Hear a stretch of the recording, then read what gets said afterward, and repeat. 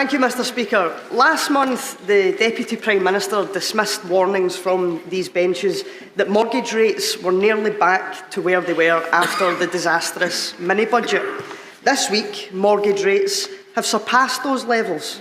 How high do they need to go until he and his government takes it seriously? Deputy Prime Minister.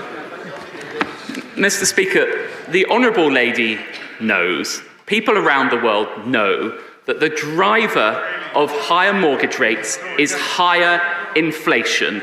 And higher inflation is caused by Russia's invasion of Ukraine and the post-COVID supply chains.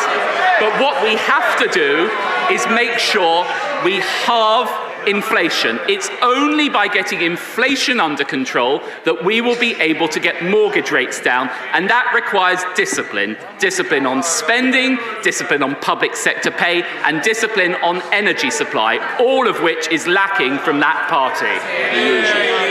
Mhairi Black.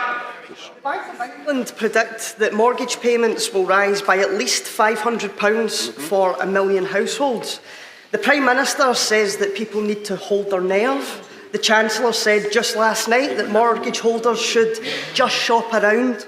Speaking of his own party, the member for South West Devon said, if the circus doesn't stop by Christmas, it's over. Does the Deputy Prime Minister understand that people can't afford to wait until Christmas and that they need help right now? Deputy Prime Minister. Mr. Speaker, the fundamental thing we have to do is to halve inflation. That is an approach that the IMF, quote, strongly endorses, because higher inflation drives higher mortgage rates. But that's not all we are doing. With the mortgage charter, signed up by 90% of mortgage providers, we are giving people help to extend their terms, to go interest only, and to reduce their monthly payments. Now, that action is supported by Martin Lewis, a real money-saving expert, unlike the big spenders on those benches.